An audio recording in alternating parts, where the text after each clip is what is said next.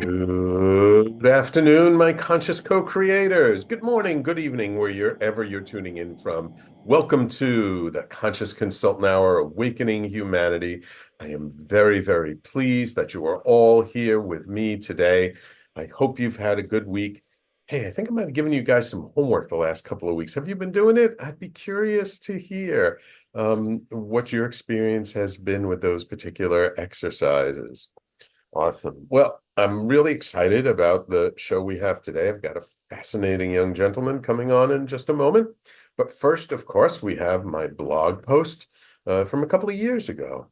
And this one is entitled, "To truly grow in our lives, we need to experience expansiveness." We all want to grow.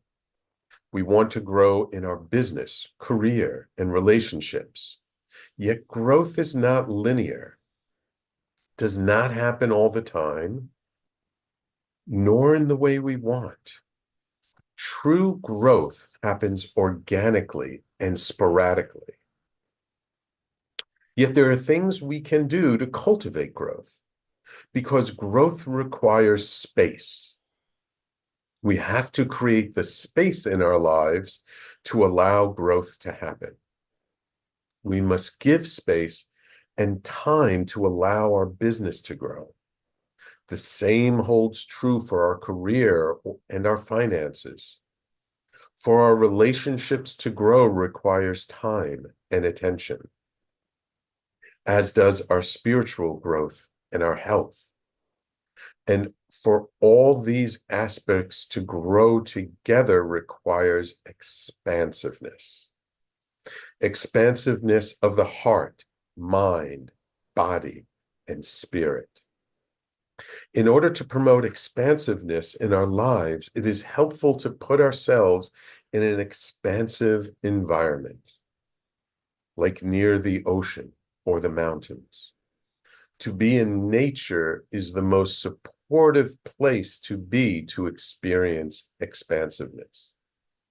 For when we look up at the horizon and it stretches further than we can see, is that not expansive?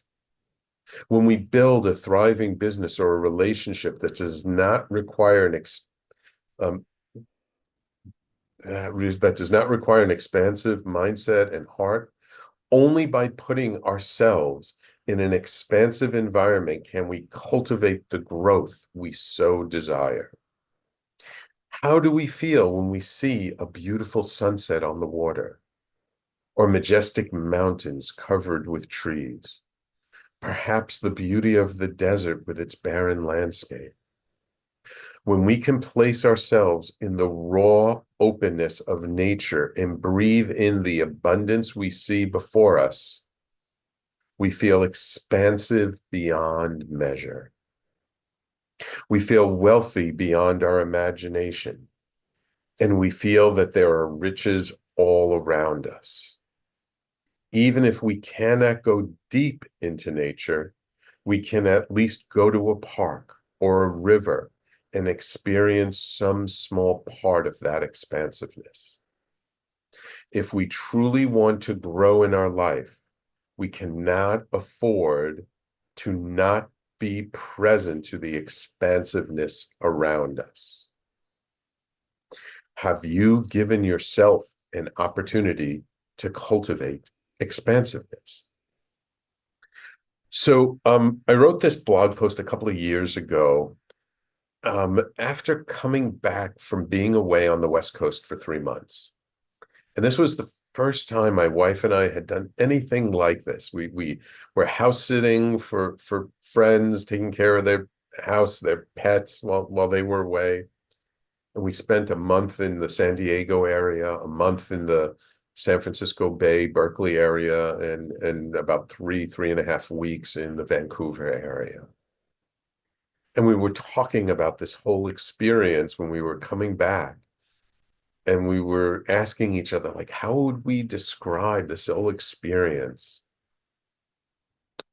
And the word that came up was expansive.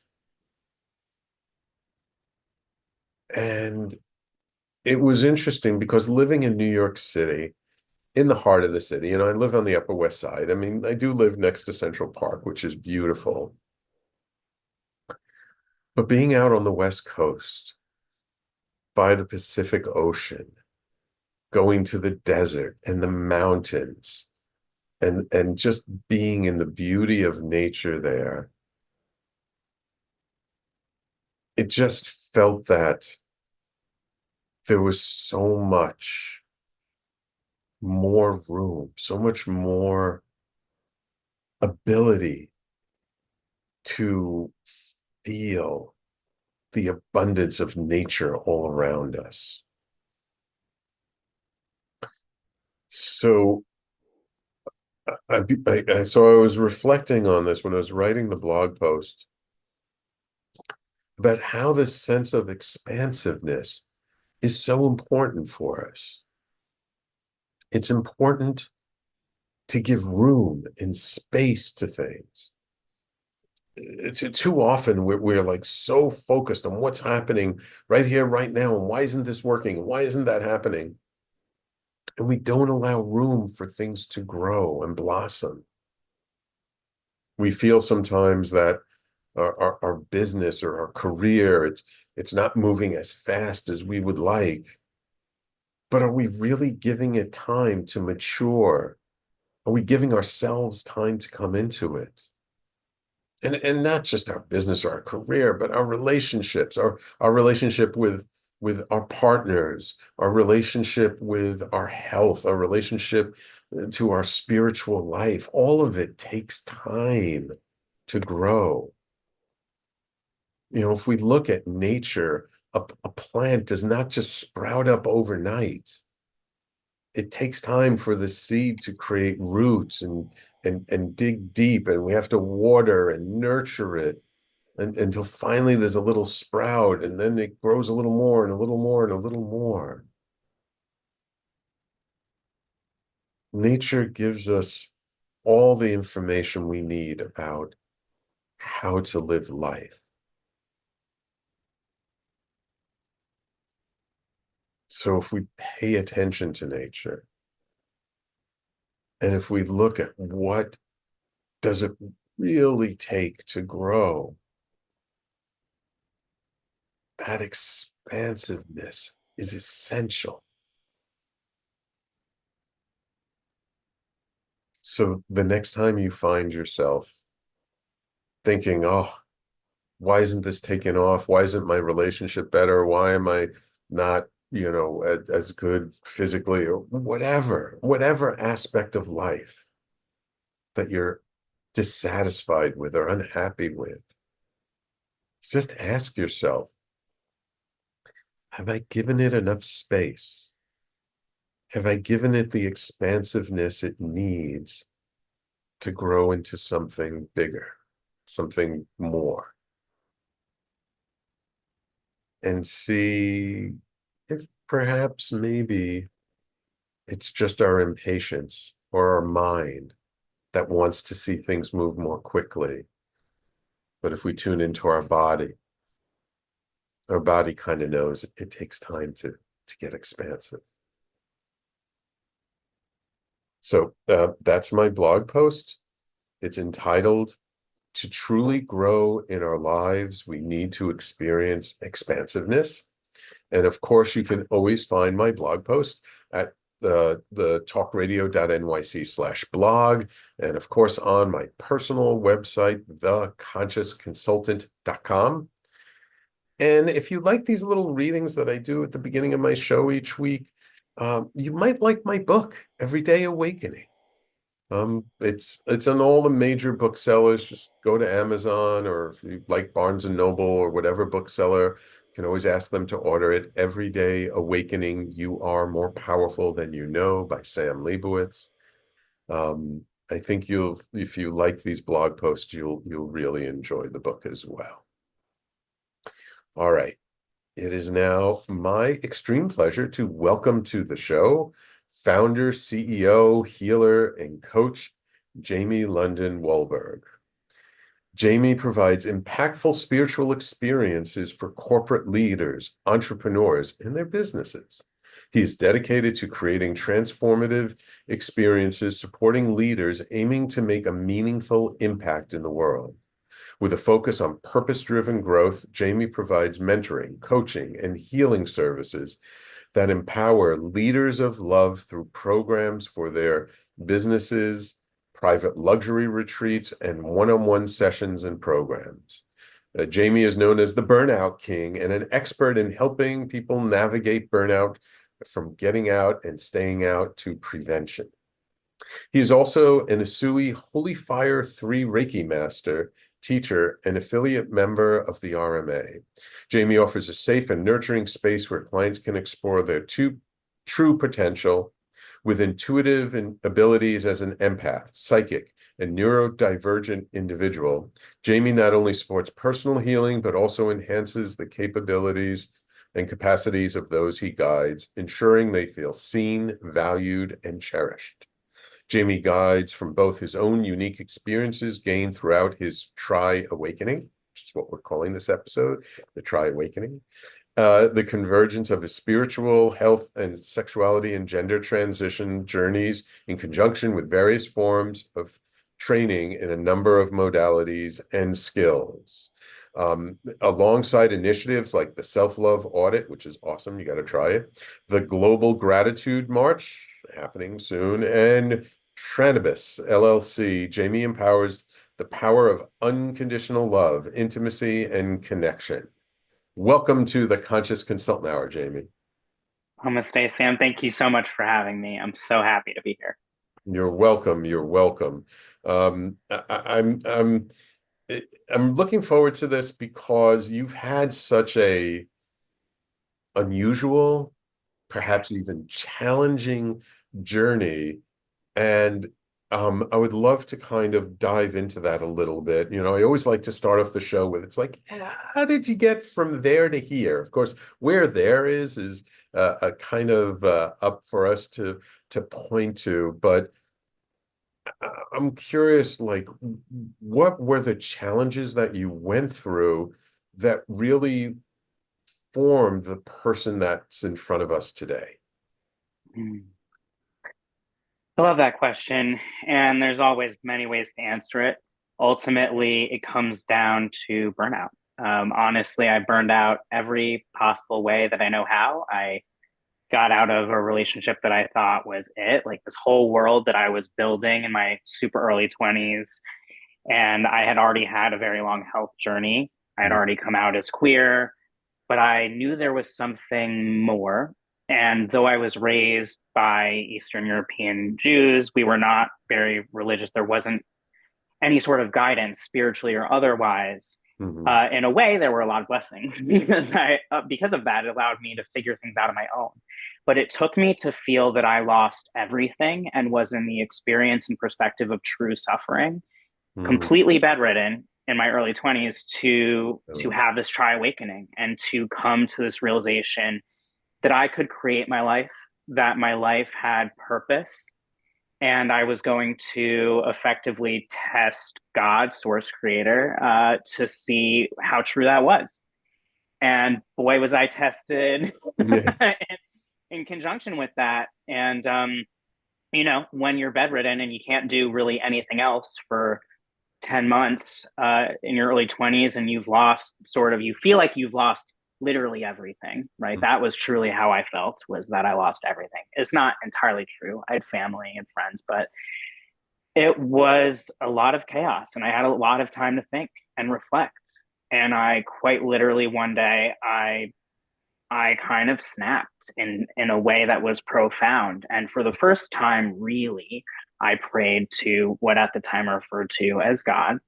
And I said, please show me why this is happening.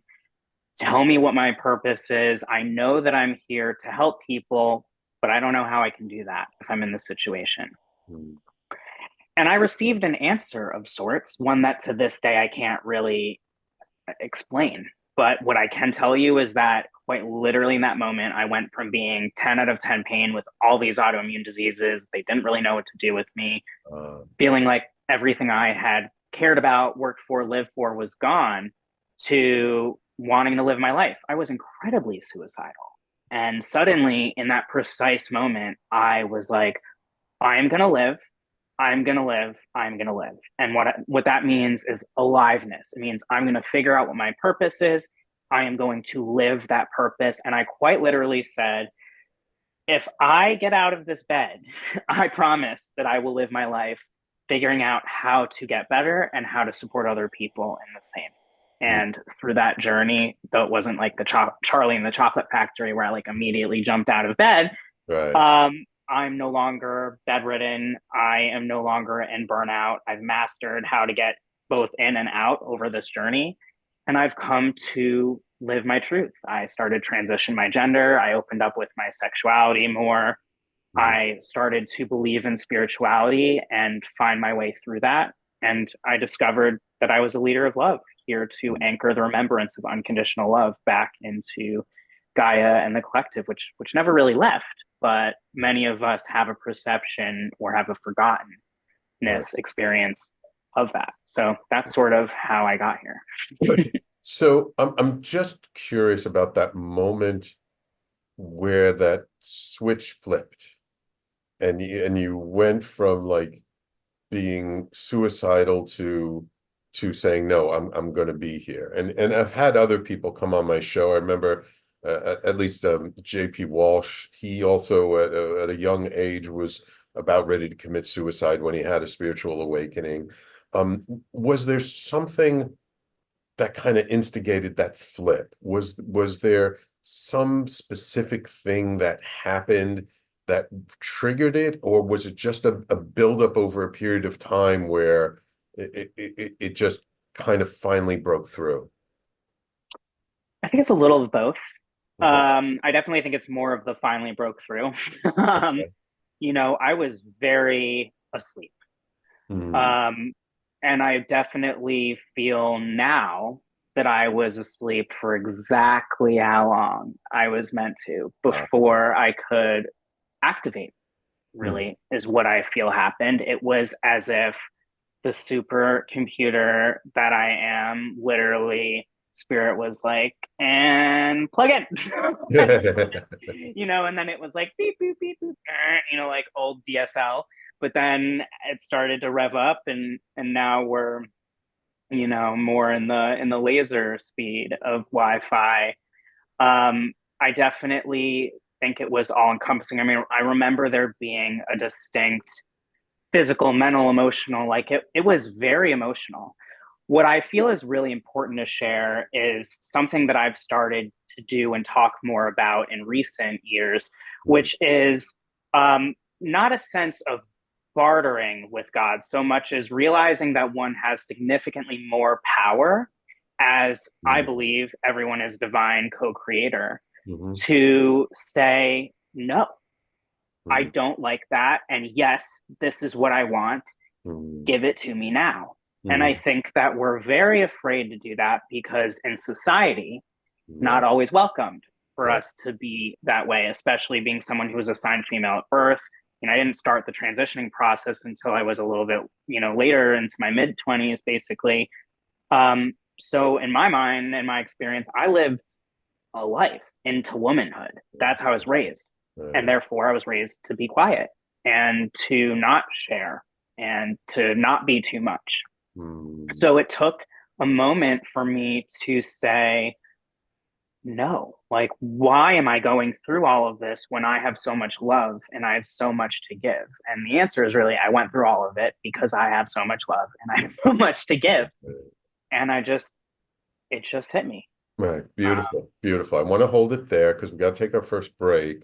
And when we come back, um, I'd like to hear a little bit of like, okay, the switch flipped and you started healing, but didn't happen overnight. What that journey was like of like coming to a place of, becoming a healer, a coach, and what kind of bumps along the way you might have hit. Okay. Sure, let's go for it. All right. So everyone, please stay tuned. You're listening to the Conscious Consultant Hour, Awakening Humanity. We do this every Thursday, 12 noon to 1 p.m. Eastern Time, right here on talkradio.nyc and all over social media. And we'll be right back with our guest, Jamie London Wollberg, in just a moment. Are you a conscious co-creator? Are you on a quest to raise your vibration and your consciousness? I'm Sam Leibowitz, your conscious consultant, and on my show, The Conscious Consultant Hour, Awakening Humanity, we will touch upon all these topics and more. Listen live at our new time on Thursdays at 12 noon Eastern Time. That's The Conscious Consultant Hour, Awakening Humanity, Thursdays 12 noon on talkradio.nyc.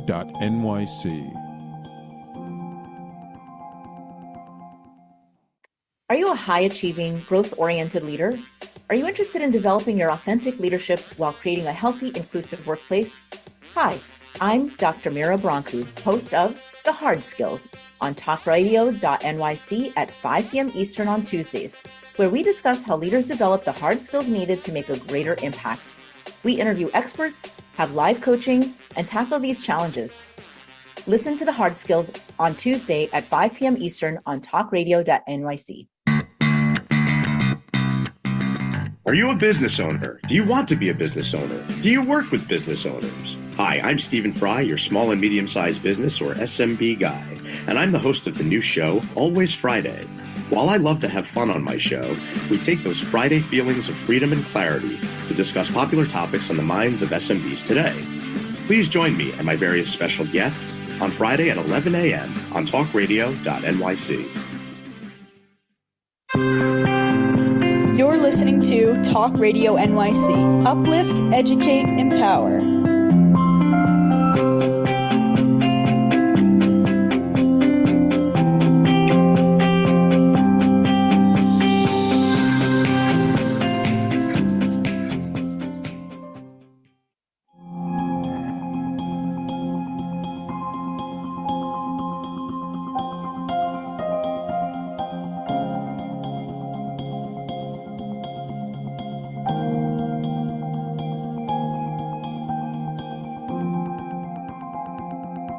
And welcome back to the Conscious Consultant Hour, Awakening Humanity. We're speaking this hour with Jamie London Wollberg. So Jamie, you were basically at like the bottom of the barrel, as they say, and then this switch flipped, and you decided, like, I'm not going to die. I'm not going to kill myself. I'm going to find a way around this and through this. So just if you can paint a very broad picture of like what started to happen after that, what were like the things that helped you to heal physically, emotionally, mentally, spiritually, that helped you to get to that point where it's like, okay, I'm good now. Now let me help other people. Hmm. Well, it was a bumpy road to say the least, and it's still been. The first thing was that I moved, and I didn't move immediately because I'm like skipping a lot of years where I was basically in bed, in and out, in doctor's appointments, basically 24/7. It was a lot of what is going on with Jamie because I seemed pretty healthy, but yet I was clearly very much not healthy. And it got to a point where nothing Western ultimately was cutting in at all. I became one of the first 300 medical patients for cannabis in New York State. That still wasn't really cutting it because even though the plant spirit has become a huge part of my healing journey, it took a really long time to get there because at the time New York really respectfully didn't know what they were doing. And they couldn't tell me where anything came from or what the terpenes were, like any of the things that have been critical in me understanding understanding the plant in general, understanding the spirit of the plant and how it could help me. Mm-hmm. And I had just gotten hired at the Trevor Project in New York State for a crisis counselor position. And I was enthralled because I was like, oh, I'm finally slowly starting to get better. It's like part-time. I get to help the community and the LGBTQI2S plus community. And I get to, get this incredible training. And literally 2 days, I think, before I was supposed to go in for my first day, it was as if I started all over again. And I was completely bedridden. I couldn't move. And my doctors were like, you need to get out of here. You need to go somewhere where you can have greater resources, look into other things. What they meant by other things was Eastern medicine practices. And basically, we realized that the barometric pressure was massively impacting me. And so, believe it or not, the stabilized barometric pressure is only a couple places in the US, and Los Angeles somehow happens to be one of them. And I'm not a weather person, so I'm going to leave that for someone else to explain why. But ultimately, that was where I went. And I was devastated, frankly, embarrassed and scared to call the Trevor Project and be like, yeah, remember how I begged you for this incredible job? I can't take it. And I was like, I have to move to LA. And they're like, seriously? And I'm like, yeah. And they're like, oh, well, we have an office there. And I was like, oh, what? The universe taking care of me. Yeah. So I was like, okay, check box. That is a synchronicity. Huge. I'm definitely going to LA. And so I set out to do that. I set out to get more knowledgeable into cannabis and to get into that sort of space. And through that, I started to meet a lot of people of different healing modalities and started to just learn more and actively kind of do all sorts of little things within the community. But ultimately, by the time I got into physical therapy with an incredible physical therapist, which is not to say I didn't have good physical therapy prior, but this person saw me. And at that time, I was still barely functional. I mean, it's kind of like I don't actually understand in a way how I made it through because of how much pain I was truly in all my bodies. But this person took one look at me, and she happened to be from Hong Kong, and she said, do you want to learn Tai Chi? I was like, yeah, but I don't know like anything about Tai Chi outside of watching people do it. And I've done yoga, but I can't do yoga anymore. And she was like, let's start with Tai Chi. It's the slowest moving thing. And so through that journey, she said, get certified. I got certified. I decided to teach classes where you could integrate cannabis with it because that was my truth that I was living. And that was how I started to heal and started to learn more. Okay, so quick question. Where were you in the transition process in all of this? Because that's no small thing. No. So I started my process fast compared to maybe some, but also it was more so everyone externally felt this was really fast when this was, of course, something that was surfacing already years prior. And, you know, of course, looking back when it came to my parents and me sitting on a family therapy couch and we were like thinking back to me as a kid, we were like, oh, yeah, this was obviously always the case. Okay. So I had already had a couple of surgeries, three top surgeries before I left, or at least maybe two. And then I went back, I think, to go for sort of like a touch up kind of thing. And then when I got to LA, I ended up having my hysterectomy. And so I've now been on testosterone for, I think, 9 years. And I think I just like celebrated basically like a 10-year anniversary of when I perceived that I started transitioning was really for me when I like realized it and decided I'm going to do this. Gotcha. So you were very much in the middle of the transition when you went to LA and was discovering all this stuff. Pretty early, honestly. You would almost, you will recognize me, but you can see how unhappy I was. I was significantly heavier. It looked like the life had been sucked out of me. And when did you decide to become a Reiki master? Because receiving Reiki healing is one thing, but then getting initiated and learning the symbols and becoming a master is another thing. Clubhouse.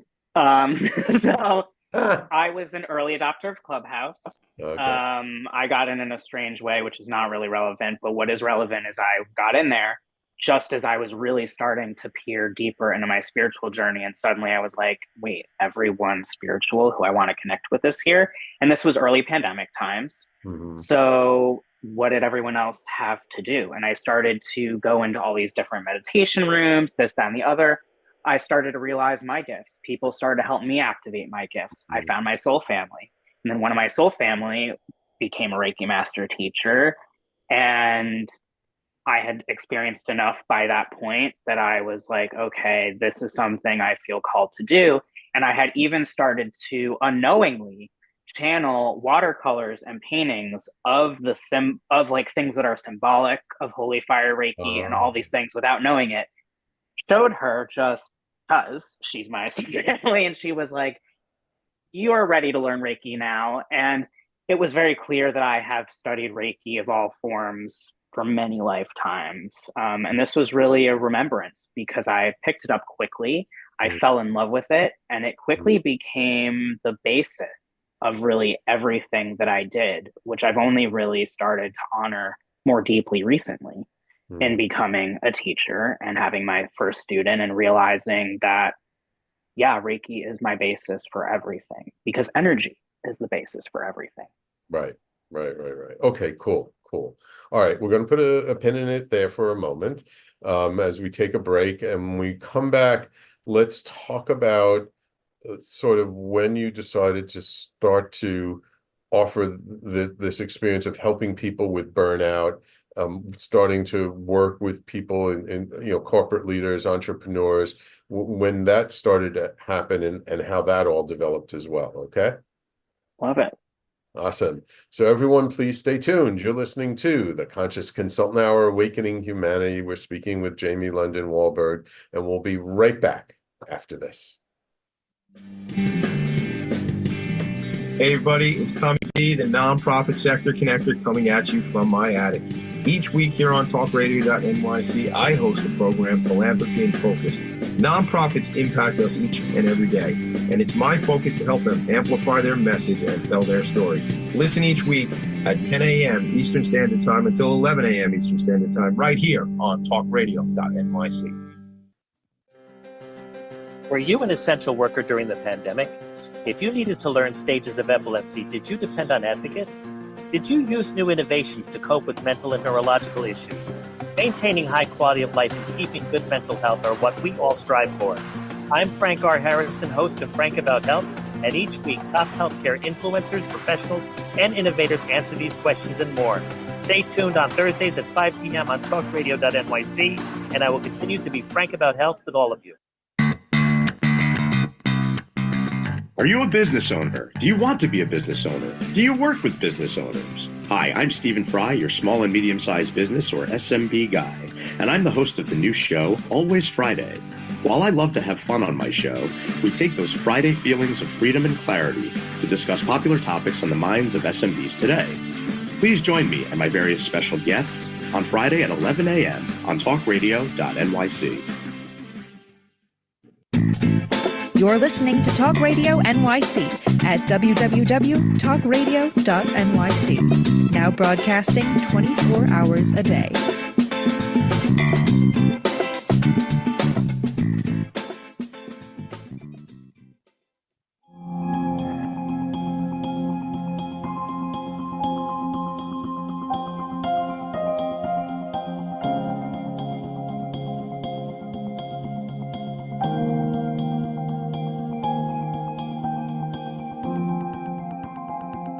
And welcome back.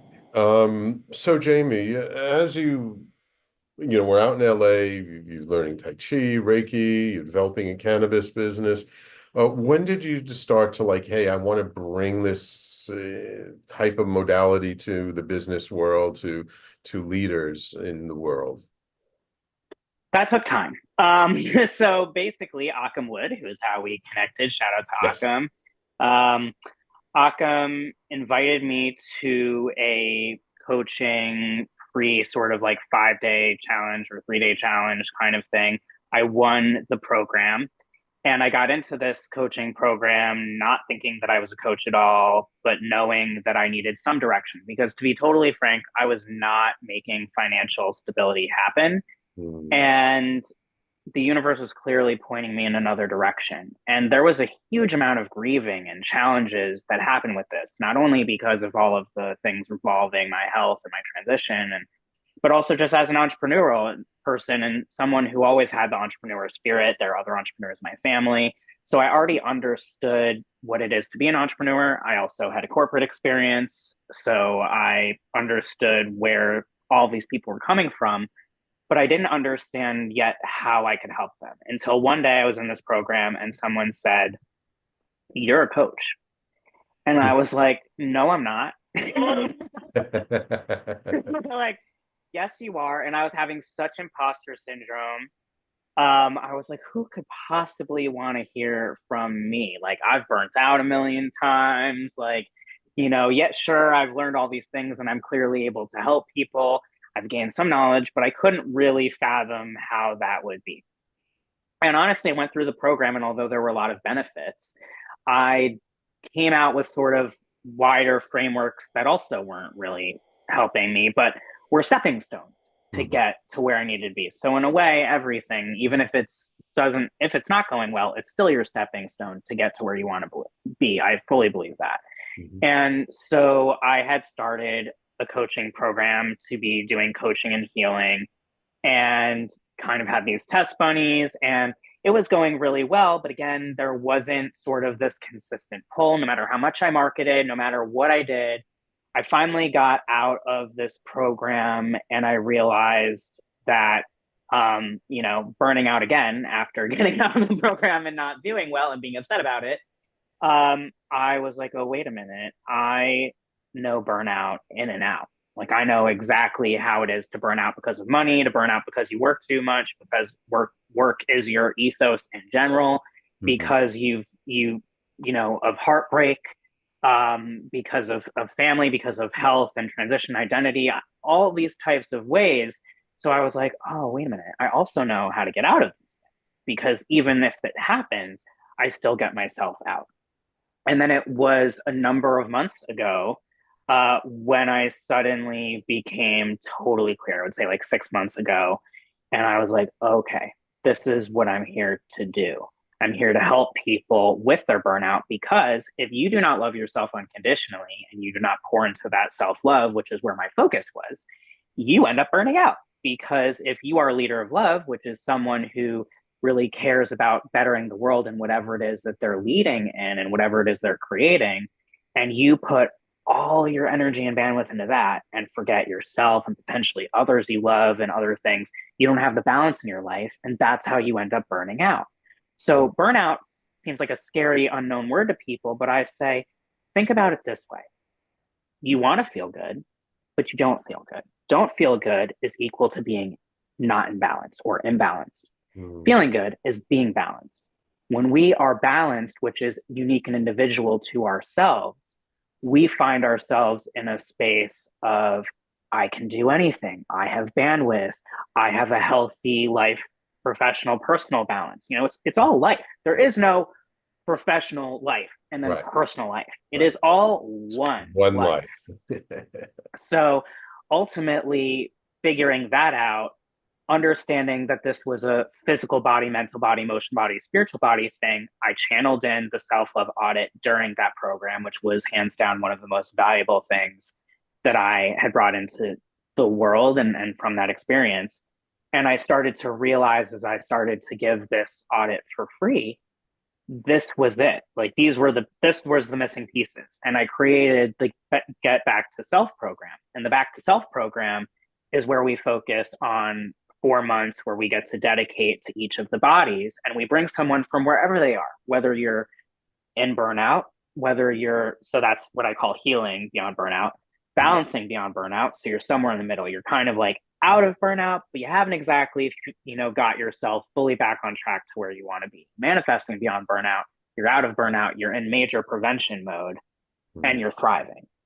And I wanted to make sure that I could support leaders of love in staying out of and getting out of burnout, because I want you all to thrive and do what you love to do to better the world, because that's what I want for the world. And that's a part of what I play. So eventually people start to say, you're a mentor, you're a healer, you're this, you're that. Suddenly I have like 5,000 labels, and I'm like, enough.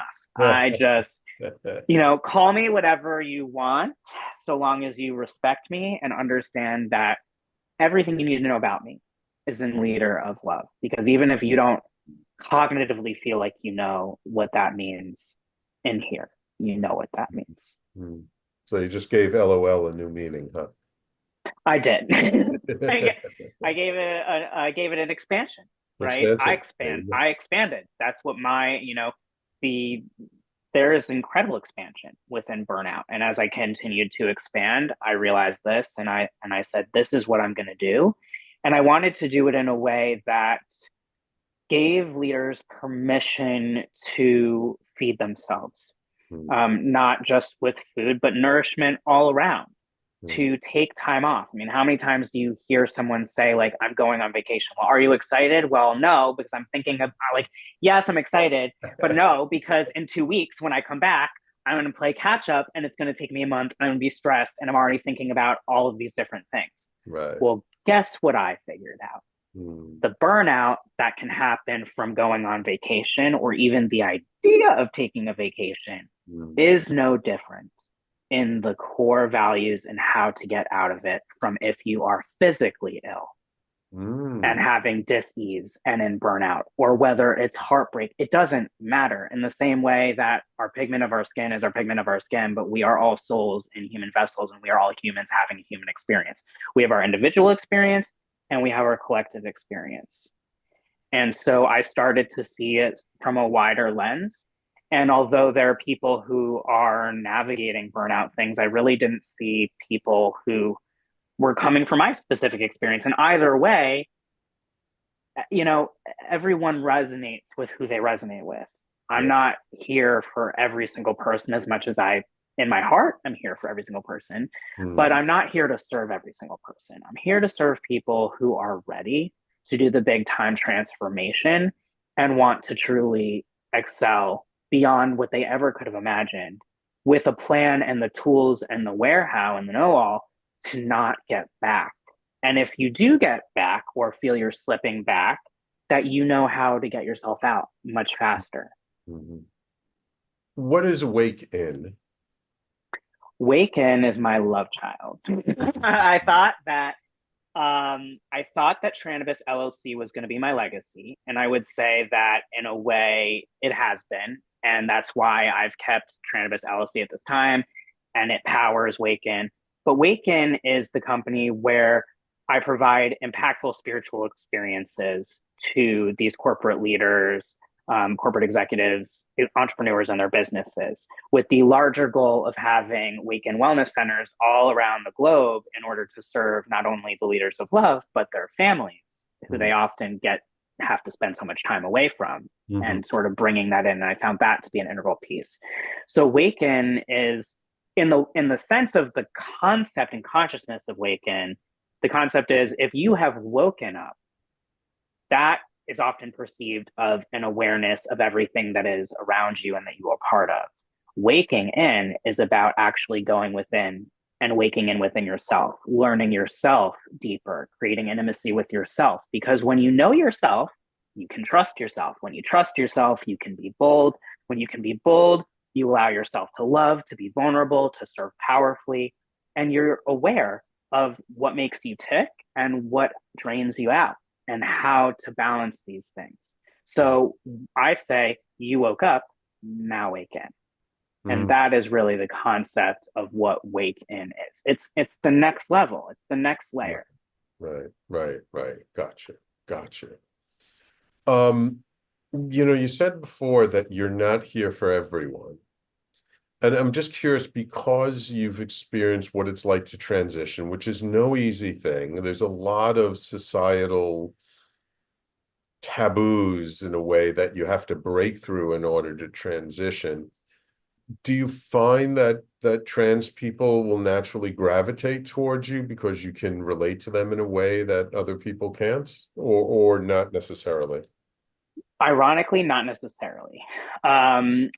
I did a lot of support and activism and gave a lot of free services to people within the community and the larger community.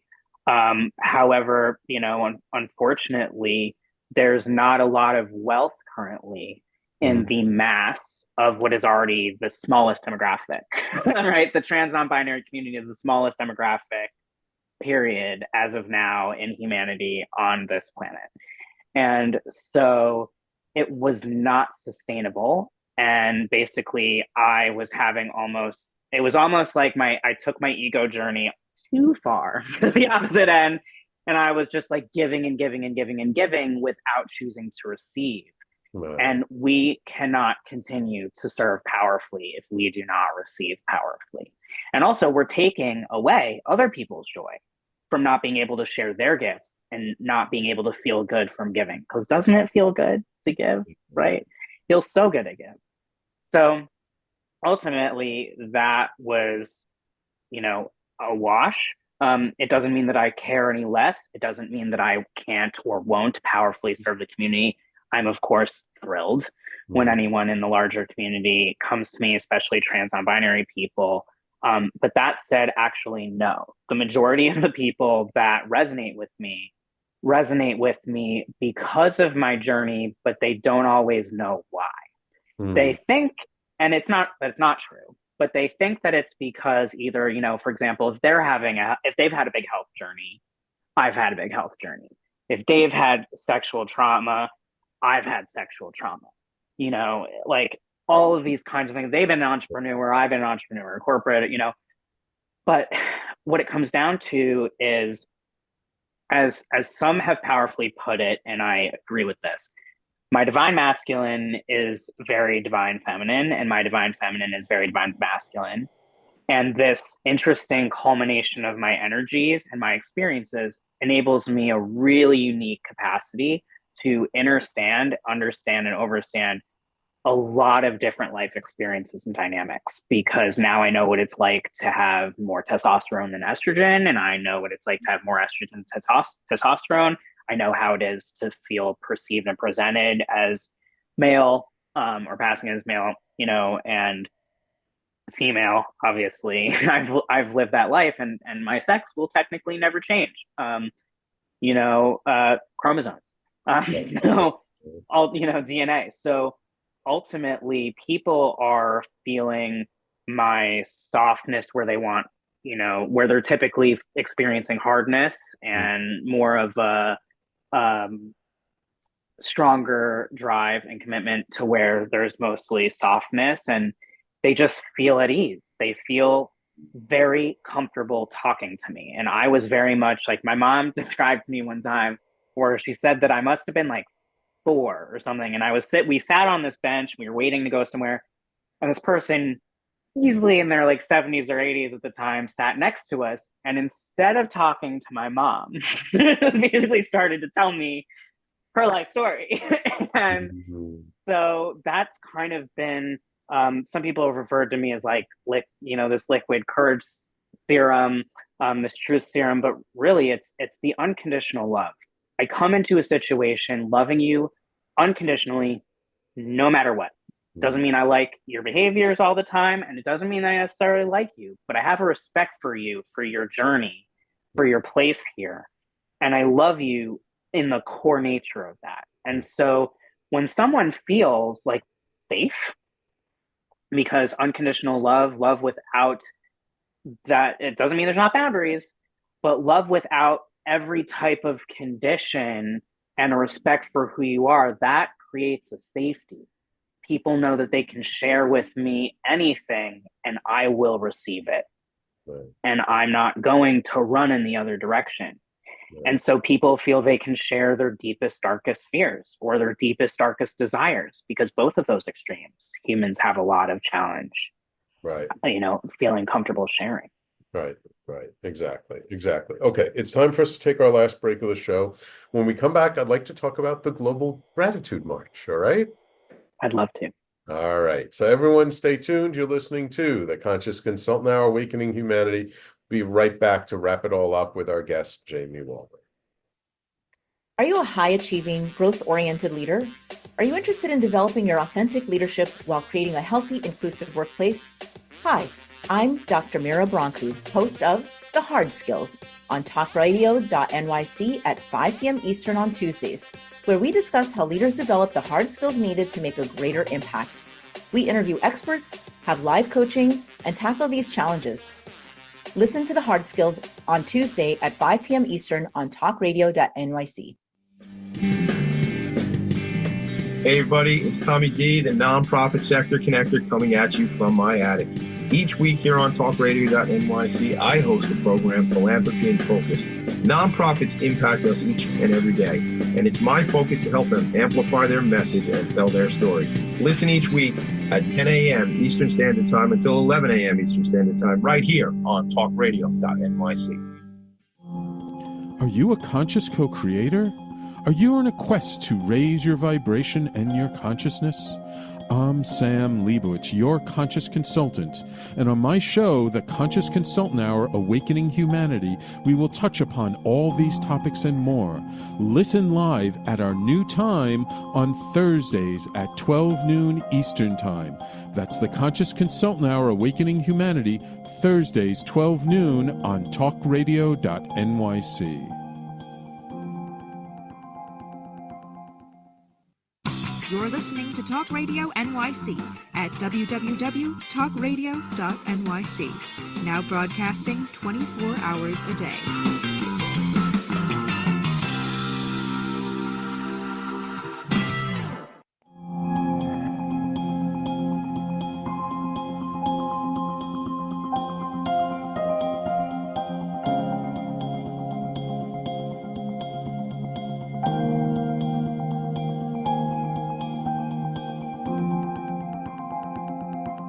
So, Jamie, I heard you're working on this little thing called the Global Gratitude March. Why don't you tell our audience about that? I would love to. So the Global Gratitude March is opposite of me not being here for every one of my services. It's for everybody. It is a free, family-friendly gathering. And it is for the collective to gather to uplift humanity within gratitude and really install a new wave of gratitude consciousness into the collective. And this is the second year. Last year, this came to me at a deep time of burnout where I was once again saying to God and the universe, quit it. I need direction. I need support. This is too challenging now. And I'm ready to throw in the towel, not in my life, but in all of the various things that I was focused on. And I got 3 words from Buddha, who chose to come to me and said, Global Gratitude March. And within 3 months, we created this global event for gratitude on World Gratitude Day, which is also World Peace Day and Alzheimer's Awareness Day, I believe, on September 21st. And last year we did it hybrid. Mostly the in-person was in my apartment, but also globally, we had people all around the world who were doing watch parties or tangential kind of events in order to celebrate gratitude. And so this year, we actually have headquartered at the Astoria Park in Queens, which is super, super exciting here in New York. And we're going to be taking on the Great Lawn and bringing a huge wave of various different speakers and performances, of whom we're still looking for some. So if you are someone who has something to provide and you have a passion for gratitude, this is a place where we're looking for volunteers. It is a fully volunteer run thing. No one is being paid because we felt that it didn't really align with the mission. And we want people to come into this with the wholeness of who they are because they want to experience gratitude. And within their service, they're getting poured into, not only from myself and others on the team, but really from the world. And this is a consciousness that goes on. So people can even watch the 2023 replay if you go to the Wake In website, and you can experience that and feel into that gratitude energy and pour energy back in, because we set the intention for it to be in perpetuity.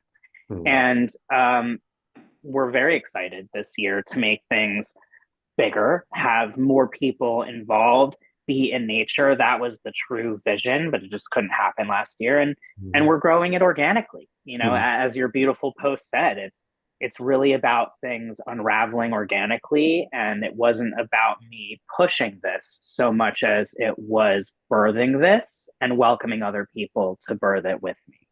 And so we do stream it live. We're going to be streaming it live through YouTube, so that way it's accessible as possible. We're constantly looking for ways to make it more inclusive and accessible. We're very proud of that, not because we want to check off boxes, but because we believe that everyone deserves to be heard, felt, and represented. And we want everyone to be represented and felt within this experience. There's things for kids of all ages, adult babies, actual babies. We'll be doing everything from meditations and Reiki circles, actual performances. I'm going to be actually performing with two of my collaborators a super secret project that I have been focused on for several years that we are going to be premiering there. And it is the Waken Wellness Deck, and we're going to be doing a whole performance with that. So stay tuned for more info there. And we will have things like a sensory tent for those to get served in quiet time, to get served with sensory, whether they're neurodivergent or whether they simply feel overwhelmed with their emotions. They'll be able to get support there. We're going to have a play tent area, which is going to be themed around bubbles, which is like, who doesn't love bubbles? And it's a picnic, so bring your goodies, your food, your family, your friends, your love, your gratitude.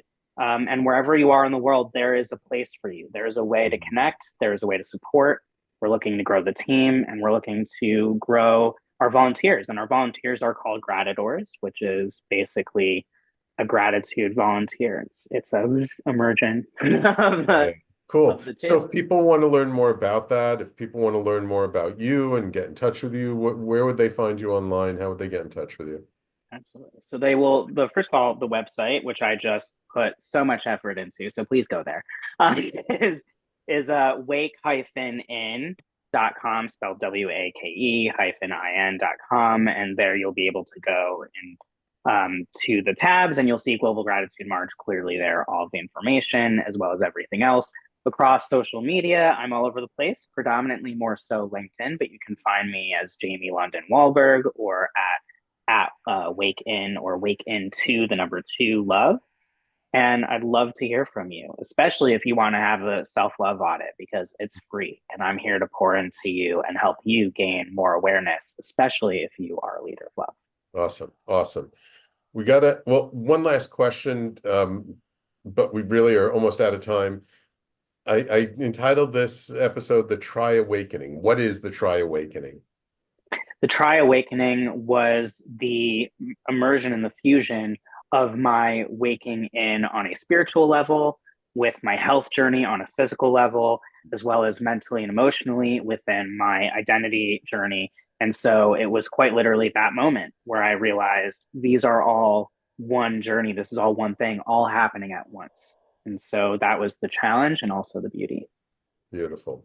Thank you so much, Jamie. I really appreciate it. I look forward to the Global Gratitude March. Please check out Jamie's website, wake-in.com. Thank you for taking the time to come onto the show today. And of course, thank you, my loyal listeners, for tuning in. Without you, there is no show. Please spread the word. If you learned something, if there was something about this discussion that resonated with you, please share it with your friends and family. Thank you all so much. Don't forget, following the show immediately is the Mind, Body, Health, and Politics show with Dr. Richard Lewis Miller. Later today, we have Frank Harrison in his show, Frank About Health, at 5 p.m. Tomorrow, Tommy DeMisa in his show, Philanthropy in Focus, at 10 a.m. And of course, next week, we start it all over again on Tuesday evenings. Thank you all for tuning in. We will talk to you all next week. Thank you so much. I love you all unconditionally. Thank you.